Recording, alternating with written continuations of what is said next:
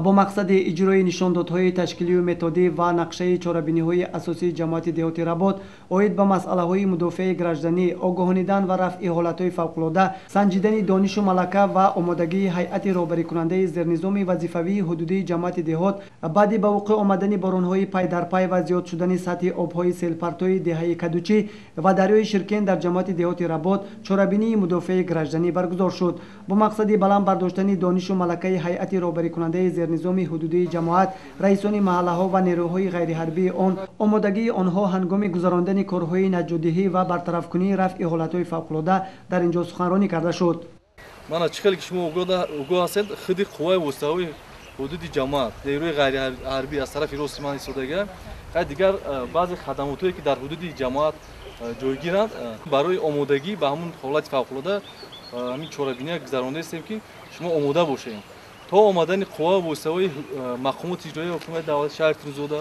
و دیگر قوا وسطایی حکومت جمهوری تاجیکستان شما همین چاره‌بینی باید برای پیشگیری و برطرف کنیش باید آماده باشید.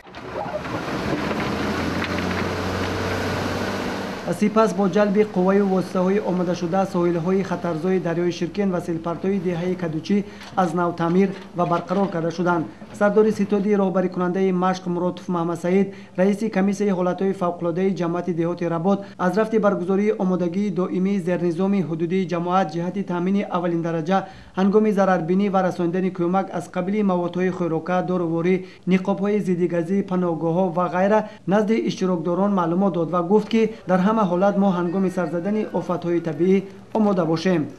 طول 2 روز است که در قلمرو جماعت دهاتی رباط خصوصی مقاماتی داخلدار مشق‌های فرماندهی و استادی دائمی عمل کننده باید به حادثه فوق‌العاده مدافع گذرانده شده است. در این مشق از شبکه برق، تاجیک تلکام، بیمارخانه مرکزی، کمک اولیه طبی سانیتری شهر ترسونزاده، مقامات اجرایی حاکمیت دولت شهر ترسونزاده اشتراک کردند و در گذراندن مشق تمام کارهایی که برای خوف اهالی ضرر گذرانده شده است و شهروندان به جای بی‌خوف انتقال داده شد. یک گروه ایواکاسیونی کمیسیون ایواکاسیونی عمل کرده است. حالا چخیل می‌بینید سیلپرتوی دهه کدوچی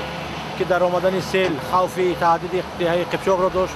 و پررنگ تازه کرده شده است و اون منطقه که خوفناک است با تکنیک‌های پراقتدار مجرای دایره شرکین طرف ساحل‌های راست و چپ و دایره سیلپرتوی دهه کدوچی در تازه کرده شده است. راهبری مشق مایور خدایبردیوف جمشید سردار ستاد اوید به حالت‌های فوق‌العاده و مدافع گردنی شهر ترسونزاده درباره آمادگی و برطرف نمودن عاقبت‌های آفت طبیعی چنین معلومات داد. اینو بر سبب پای در پای بریدن باران‌های موسمی و از معیار زیاد بریدن باران پوشیده در حدود جماعت خصوصا در محله‌های قیبچاق، خیرآباد سطح آب دریا در محله قیبچاق زیاد شده تهدید به اهالی این دهه کرد. در حدود دهه قیبچاق راه‌های اتومبیلگر پر از لای گیر شده. این حال نقلیات گردش نقلیات بند شده است. وابسته به تازه نمودن راه‌های اتومبیلگر در حدود خود دهه قیبچاق خدمات نقلیات و راه را وظیفه‌دار می‌کنند که تمام قوا وسطه‌ها را برای تازه نمودن روی حدود محله‌های بین دهوی سفربر نموده بعد برطرف کردن رفع حالت فوق‌العاده طریق خطی به ستاد اوید به حالت‌های فوق‌العاده شهر گزارش خطی پیشنهاد نمایند.